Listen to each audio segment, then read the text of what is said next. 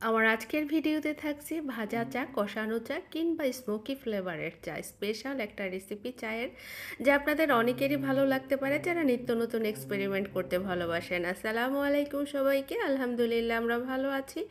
আশা করি আপনারাও ভালো আছেন। যে যেখান থেকে দেখছেন সম্পূর্ণ ভিডিওটি দেখার জন্য আমন্ত্রণ রইল।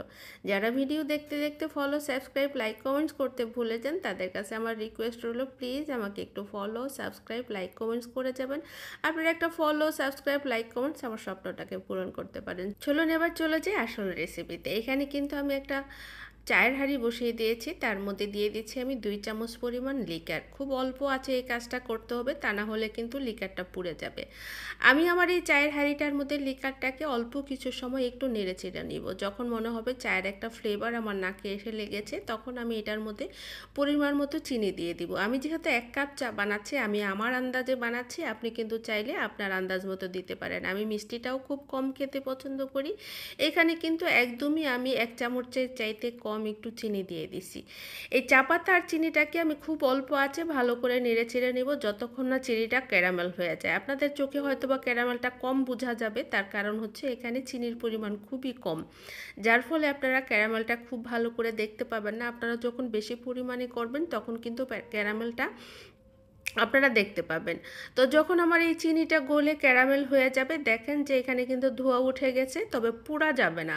আপনারা এমন পরিমাণে জাল করবেন না যাতে লিকারটা পুড়ে যায় বা চিনিটা পুড়ে যায়। যখন চিনিটা গলে একটু ক্যারামেলের কালার আসবে, তখন আমি 1 কাপ দুধ দিয়ে দিচ্ছি। এখানে আপনি চাইলে গুঁড়া দুধ ইউজ করতে পারেন, কিংবা আপনি কিন্তু গরুর দুধ লিকুইড যেটা, সেটাও ইউজ করতে পারেন। তো আমি 1 কাপ দুধ দিয়েছি, এটা কিন্তু গুঁড়া দুধ দিয়েছি। মানে গুঁড়া দুধটা আমি আগে থেকে আমি চায়ের কাপের মধ্যে নর্মাল পানি দিয়ে গুলে রেখেছিলাম। এখানে আমি 2 চামচ দুধ দিয়েছি, মানে চায়ের চামচের 2 চামচ দুধ দিয়েছি।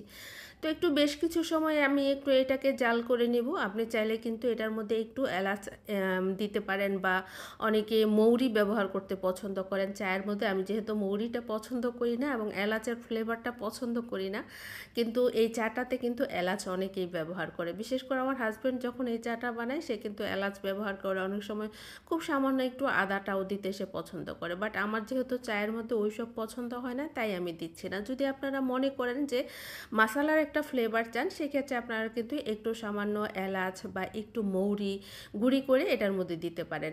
এখানে কিন্তু চাটা আমি যত শর্ট সময়ে দেখিয়েছি তত শর্ট সময়ে বানানো না, পর্যাপ্ত পরিমাণ জাল করেছি। পর্যাপ্ত পরিমাণ জাল করার পরে আমি ছেঁকে নিয়েছি। চাইলে একবার ট্রাই করে দেখতে পারেন। আমার কাছে কিন্তু ভীষণ ভালো লেগেছে। এটার মধ্যে একটা স্মোকি ফ্লেভার পাবেন। আমরা মাটির হাঁড়িতে বাইরে চা খাই না, ঠিক সেই লেভেলের একটা চায়ের টেস্ট পাবেন আপনি যদি এইভাবে ভাজা করে চাটা রান্না করেন।